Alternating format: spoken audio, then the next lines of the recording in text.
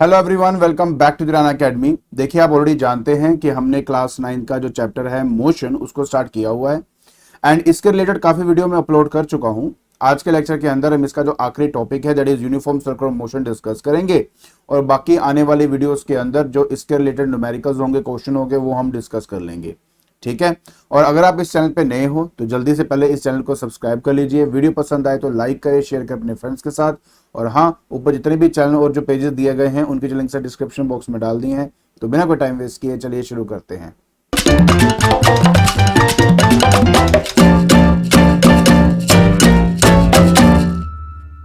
सो देखिए, आप जानते हो कि आज हमें यूनिफॉर्म सर्कुलर मोशन के बारे में बात करनी है। ठीक है। बहुत ही सिंपल सा कॉन्सेप्ट है, जल्दी से हम इसको यहां पे फिनिश कर लेते हैं। देखिए, पहली बात हम इसके डेफिनेशन के बारे में बात कर लेते हैं। देखो, अगर मान लीजिए कि मेरे पास एक सर्कुलर ट्रैक है, जैसे अब ये मेरा हो गया एक सर्कुलर ट्रैक। अब इस सर्कुलर ट्रैक पे मान लेते कि मेरे पास कोई एक कार है। ठीक है। और जो कार है वो आपकी मूव कर रही है इस डायरेक्शन के अंदर, लेकिन जब वो मूव कर रही है तो उसकी एक कांस्टेंट कांस्टेंट क्या है? स्पीड है। ठीक है। तो अगर कोई बॉडी एक सर्कुलर पाथ पे घूम रही हो विद ए कांस्टेंट स्पीड तो हम उस मोशन को यूनिफॉर्म सर्कुलर मोशन कह देते हैं। सिंपल। चलिए, मैं आपको इसकी जो डेफिनेशन है वो भी यहां पे पहले लिखवा देता हूं। आप ना जल्दी से अपनी नोटबुक निकाल लीजिए और साथ साथ ये लिख लिया करो। जितना लिखोगे उतनी ज्यादा आपको प्रैक्टिस होगी और उतने अच्छे आपके मार्क्स आएंगे। तो हर एक चीजों को लिख लिया करो जहां पे जो भी मैं लिखता हूं। चलिए डेफिनेशन की बात करते हैं। कहते हैं व्हेन अ बॉडी, ठीक है, moves in a circular path with constant speed या यूनिफॉर्म स्पीड,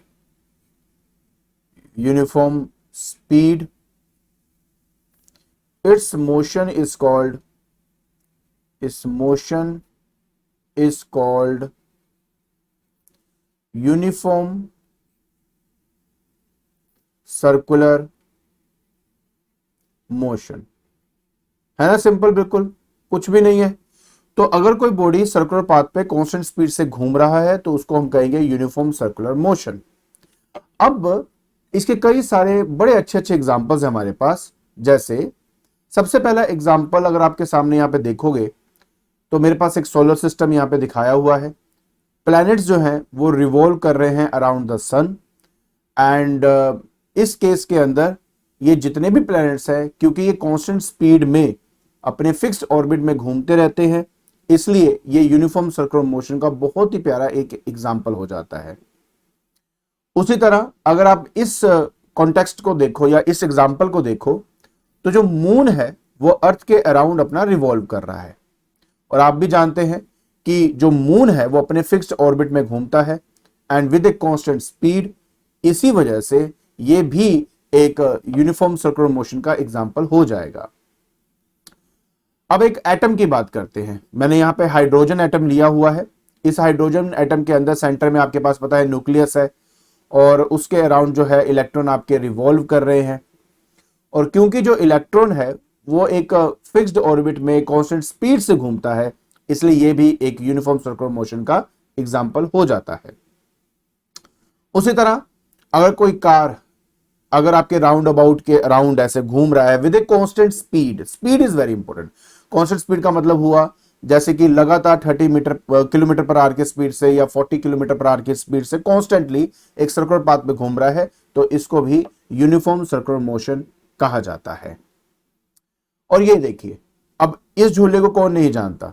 अब इस कंडीशन के अंदर अगर ये कांस्टेंट स्पीड से लगातार घूमता जा रहा है तो आप समझ लेना कि ये मोशन भी एक यूनिफॉर्म सर्कुलर मोशन होता है। अब इन सभी एग्जांपल्स के अंदर हमने एक चीज जरूर यहां पे नोट करके लिखनी है। नोट करके लिखिए आप सभी कि in a uniform circular motion, in a uniform circular motion circular motion, ठीक है, speed is constant, speed is constant. तो ये नोट आप अपने नोटबुक्स में लिख लीजिए और इसमें गलती बिल्कुल भी नहीं होनी चाहिए, ठीक है, ये बात अपना याद रखना। अच्छा, मानता हूं कि इसकी स्पीड कांस्टेंट है, लेकिन जब हम इस पर्टिकुलर मोशन के वेलोसिटी या एक्सेलरेशन की बात करते हैं तब बहुत कुछ डिफरेंट बातें हमें समझनी पड़ती हैं। तो चलिए पहले मैं आपको उनके बारे में बता देता हूं। देखिए, अगर मैं किसी वेलोसिटी के बारे में बात करता हूं तो आप अच्छी तरह जानते हो वेलोसिटी एक वेक्टर क्वांटिटी है। तो वेक्टर होने की वजह से एक तो उसके अंदर मैग्नीट्यूड होगा और दूसरा उसके अंदर डायरेक्शन होगा, मैग्नीट्यूड होगा और डायरेक्शन होगा। अगर मैं मैग्नीट्यूड की बात कर रहा हूं तो मैं आपको बता दूं कि वेलोसिटी का जो मैग्नीट्यूड है वो और कुछ नहीं, एक्चुअली में स्पीड होता है। तो स्पीड क्या है, एक्चुअली में आपकी मैग्नीट्यूड है किसका, वेलोसिटी का। और क्योंकि हम एक यूनिफॉर्म सर्कुलर मोशन की स्टडी कर रहे हैं और उसमें स्पीड हमारा कांस्टेंट रहता है, इसका मतलब है वेलोसिटी का जो मैग्नीट्यूड है वो हमेशा क्या रहेगा, कांस्टेंट रहेगा, इसमें कोई भी चेंज नहीं आएगा। तो ये बात आपको क्लियर हो गई, मुझे पता है। लेकिन जब हम डायरेक्शन की बात करते हैं तो यूनिफॉर्म सर्कुलर मोशन के अंदर मेरी जो ऑब्जेक्ट है उसकी डायरेक्शन लगातार चेंज होती रहती है। अब वो कैसे, देखिए, अगर मेरे पास ये एक सर्कुलर ट्रैक है जो आप यहां पे आराम से समझ सकते हो, मैं यहां पर कुछ 4 पॉइंट कंसिडर करूंगा। मान लेते ये ए पॉइंट हो गया, ये मान लेते बी पॉइंट है, ये आपका मान लेते सी पॉइंट है और ये मान लेते आपका एक डी पॉइंट है। अगर मैं इसके मोशन के बारे में बात करूं तो ये ए से बी, बी से सी, सी से डी, इस तरह से आपका लगातार घूमता जा रहा है, ठीक है, विद ए कांस्टेंट स्पीड। अब सर्कुलर ट्रैक के अंदर अगर आपने किसी भी पॉइंट पर उस ऑब्जेक्ट की डायरेक्शन को शो करना है तो आपको उस पर्टिकुलर पॉइंट पर एक टेंजेंट बनाना पड़ता है। जैसे कि वो एंटी क्लॉकवाइज डायरेक्शन में घूम रहा है ना, सो देयरफॉर अगर मैं ए पे बनाऊंगा तो डायरेक्शन इस तरफ जाएगी। उसी तरह जब वो ए से बी आ रहा है और बी पर अगर मुझे उसकी डायरेक्शन शो करनी है तो टेंजेंट बनाकर मैं ऐसे शो करूंगा। अगर मैं सी की बात करूंगा तो ऐसे शो होगा और अगर मैं डी की बात करूंगा तो वो इस तरह से शो होगा। अब अगर आप ध्यान से देखो, हर एक पॉइंट पर इसकी डायरेक्शन चेंज हो रही है। अगर आप इस चीज को नहीं समझ पा रहे हो तो एक काम करता हूं, सेंटर पॉइंट पर मैं यहां पर ये नॉर्थ बना देता हूं, यहां साउथ बना देता हूं। आप जानते हो कि यहां पे हमारे पास ईस्ट है और यहां पे हमारे पास वेस्ट है। तो अगर मैं ए पॉइंट की बात करूं तो ए पॉइंट पर इसकी डायरेक्शन क्या होगी, वेस्ट होगी। बी पॉइंट की बात करूं तो साउथ होगी, सी पॉइंट की बात करूं तो ईस्ट होगी और डी पॉइंट की बात करूं तो नॉर्थ होगी। तो आप देख सकते हो कि सर्कुलर ट्रैक के अंदर क्योंकि हर एक पॉइंट पर अगर मैं टेंजेंट ड्रॉ करूं तो हर बार डायरेक्शन डिफरेंट होगी, इसलिए हमें एक बात याद रखनी है कि वेलोसिटी के केस में मैग्नीट्यूड तो कांस्टेंट रहता है बट जो डायरेक्शन है वो लगातार कीप ऑन चेंजिंग होता है, कीप ऑन चेंजिंग आपका होता है। तो इसका मतलब यह हुआ कि अब आप इसमें क्या नोट करेंगे, यहां पे नोट करके लिखना, ठीक है, that is velocity of an object on circular track is variable या non uniform, is variable slash non uniform, ठीक है। नॉन यूनिफॉर्म मतलब ये कांस्टेंट नहीं होता, it keeps on changing, it keeps on changing, ठीक है, गुड। आई होप आपको ये बात अच्छी तरह समझ में आ गई होगी। तो देखिए, स्पीड जरूर कांस्टेंट है, लेकिन अगर मैं वेलोसिटी की बात करता हूं तो वेलोसिटी जो है वो आपकी वेरिएबल या नॉन यूनिफॉर्म होती है क्योंकि उसमें लगातार चेंज आता है। अगर कोई पूछता है कि उसमें चेंज क्यों आता है तो आप बोलेंगे क्योंकि उसकी डायरेक्शन में लगातार चेंज आता है, इस वजह से वेलोसिटी जो है वो वेरिएबल या नॉन यूनिफॉर्म है। चलिए, वेलोसिटी की बात तो हो गई, अब हम बात करते हैं एक्सेलरेशन की। तो अगर मैं एक्सेलरेशन की बात करता हूं, एक्सेलरेशन के बारे में बात करता हूं, देखिए जहां तक हमने एक्सेलरेशन को स्टडी किया है, एक्सेलरेशन होता क्या है, अगर मैं एक्सेलरेशन के फॉर्मूले के साथ चलूं तो वो होता है change in velocity divided by time taken. देखिए मुझे ज्यादा कुछ बोलने की जरूरत है नहीं, अगर आप देखो ध्यान से समझो तो नोट में मैंने लिखा था कि वेलोसिटी में चेंज आ रहा है कि नहीं आ रहा, बिल्कुल आ रहा है जी। तो देखिए इसका मतलब ये हुआ कि वेलोसिटी में चेंज आ रहा है विद रिस्पेक्ट टू टाइम। सिर्फ इसी वजह से, अब आप नोट लिखिए फिर से, नोट क्या लिखेंगे, सिर्फ इसी वजह से यूनिफॉर्म सर्कुलर मोशन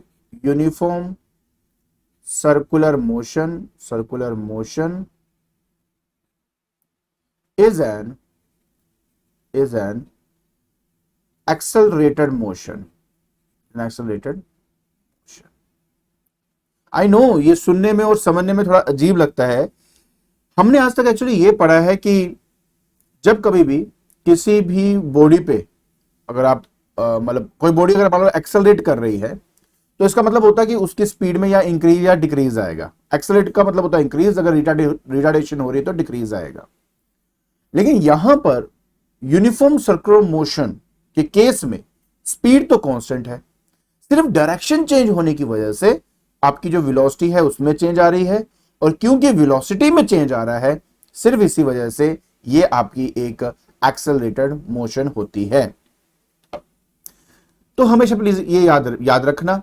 और दूसरी बात ये कि अगर आपके मन में आता है कि सर अगर ये एक्सेलरेटेड मोशन है तो जरूर इस पे कहीं ना कहीं तो कोई ना कोई फोर्स एक्ट कर रही होगी, और अगर इसमें फोर्स एक्ट कर रही है तो वो कहां एक्ट कर रही होगी जिसकी वजह से इसकी डायरेक्शन में तो चेंज आ रही है लेकिन ना तो इसकी कोई स्पीड में चेंज आ रही है, और हाँ मतलब इसमें कोई स्पीड में तो चेंज नहीं आ रही ना, तो फिर वो फोर्स कहां एक्ट करेगी, कैसे एक्ट करेगी, क्या नाम है उस फोर्स का।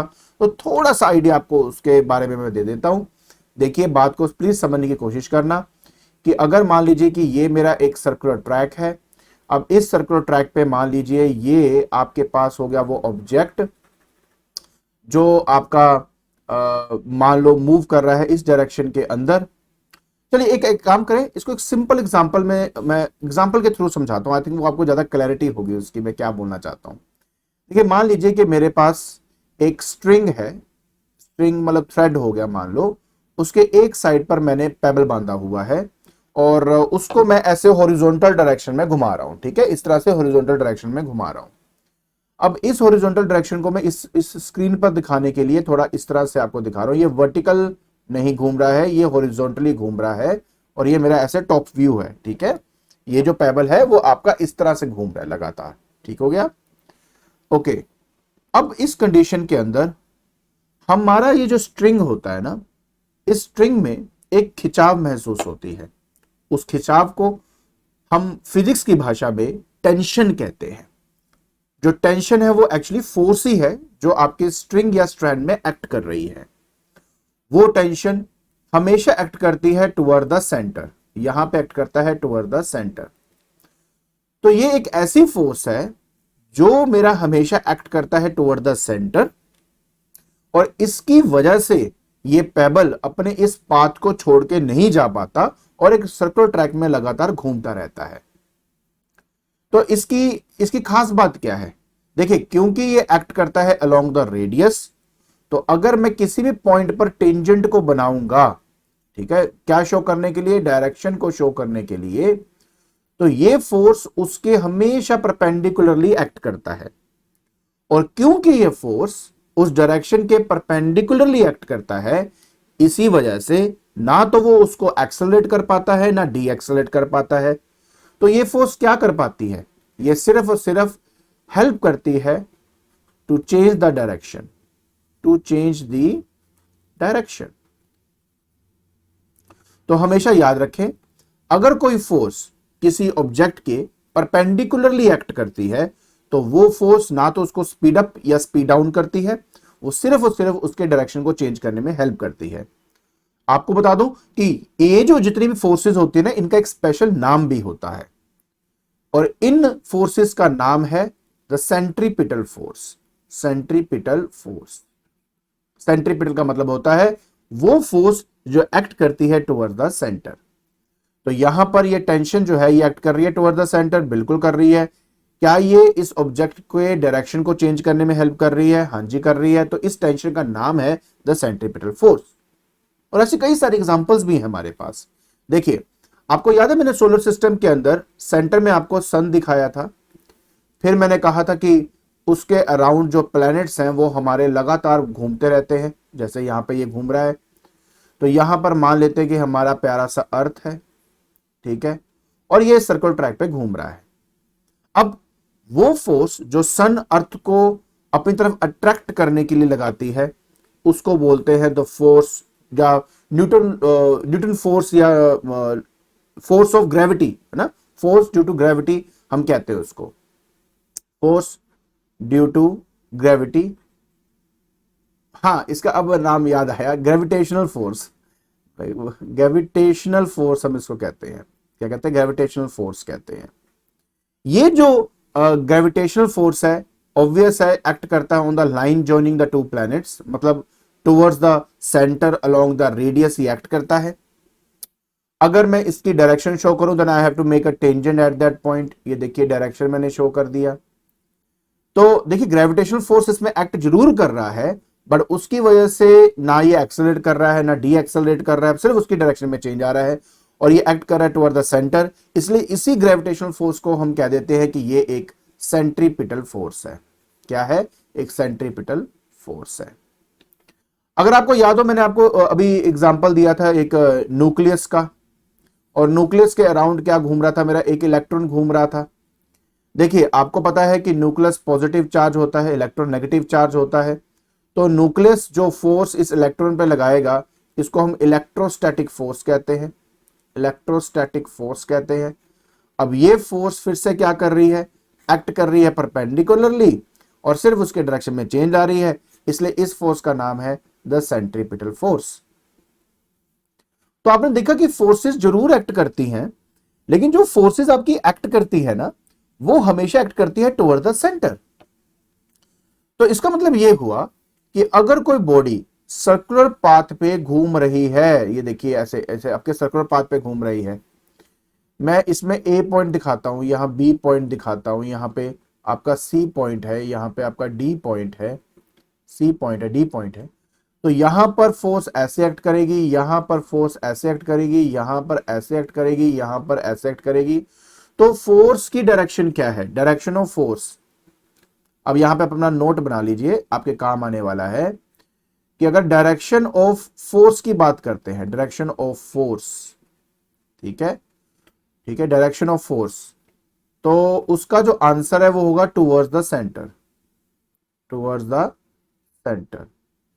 अच्छा, आप जानते हो कि जिस तरफ फोर्स एक्ट करती है वहीं पे एक्सेलरेशन एक्ट करती है, मतलब उसकी डायरेक्शन होती है। तो कोई पूछता है कि डायरेक्शन ऑफ एक्सेलरेशन क्या है, तो उसका आंसर आप क्या देंगे भाई? Towards the centre. फिर से टुवर्ड्स द सेंटर, ये इसका आंसर होगा। लेकिन अगर आपसे कोई पूछ लेता है कि is acceleration acceleration is uniform और वेरिएबल, इज यूनिफॉर्म और वेरिएबल, अगर आपसे वेरिएबल मतलब क्या, इसमें कोई चेंज तो नहीं आ रहा, तो इसका आंसर पता क्या है? इसका आंसर है कि ये एक वेरिएबल या नॉन यूनिफॉर्म है, वेरिएबल या नॉन यूनिफॉर्म है। आप बोलेंगे सर अब ये क्यों, ये किस लिए? क्योंकि अगर आप नॉर्थ साउथ ईस्ट डायरेक्शन के हिसाब से समझते हो, ये नॉर्थ है, ये साउथ है, ये ईस्ट है, ये वेस्ट है, तो ए में मेरे एक्सेलरेशन की डायरेक्शन साउथ थी, बी में एक्सेलरेशन डायरेक्शन ईस्ट थी, सी में आपकी नॉर्थ थी और डी में वेस्ट थी। तो एक्चुअली में क्या होता है कि जो डायरेक्शन है ऑफ एक्सेलरेशन, ठीक है, keep on changing, keep on changing, therefore it is non-uniform or variable, और वेरिएबल। तो लो, इसके साथ आपका ये टॉपिक है यहीं पे खत्म हो जाता है। जल्दी से एक बार इसके इंपॉर्टेंट नोट्स के बारे में समझ लेते हैं। बेटा नोट क्या थे हमारे पास? सिंपल सिंपल बातें हैं। मैं एक काम करता हूं, इसका एक सिंपल सा वो बना देता हूं शॉर्ट नोट की तरह। यूनिफॉर्म सर्कुलर मोशन की हम बात करते हैं ना, सर्कुलर मोशन, अगर मैं इसके बारे में बात कर रहा हूं, देखिए अगर मैं यूनिफॉर्म सर्कुलर मोशन के बारे में बात कर रहा हूं तो सबसे पहली बात आपने इसमें यह याद रखनी है कि इसमें जो स्पीड है वो हमारी कांस्टेंट होती है। दूसरी बात आपने ये समझनी है कि जो वेलोसिटी है वो मेरा वेरिएबल या नॉन यूनिफॉर्म होता है, एंड अल्टीमेटली इसी वजह से ये एक एक्सेलरेटेड मोशन कहलाई जाती है, ठीक है। बट साथ ही साथ ये भी आपका वेरिएबल या नॉन यूनिफॉर्म कहते हैं हम इसको। और एक सबसे बड़ी बात, इसकी direction, it acts towards the centre, toward the centre. बस जी, इस तरीके से आपका ये पूरा टॉपिक जो है वो कवर हो जाता है। आई होप आपको ये सब अच्छी तरह समझ में आ गया होगा, ठीक है। तो आज के लेक्चर के अंदर हमने यूनिफॉर्म सर्कुलर मोशन के बारे में स्टडी किया। आई होप आपको समझ में आ गया होगा कि यहां पर जो टर्म्स की हम बात करते हैं जैसे कि स्पीड, वेलोसिटी, एक्सेलरेशन, वो यूनिफॉर्म है कि नॉन यूनिफॉर्म है, कैसे एक्ट करता है, किस डायरेक्शन में एक्ट करता है, कौन रिस्पॉन्सिबल है उस मोशन के लिए। आई होप ये सब आपको समझ में आ गया होगा। और अगर आपको ये वीडियो पसंद आ रही है तो please like it, share it and subscribe it. आज के लिए बस इतना ही। Thank you so much.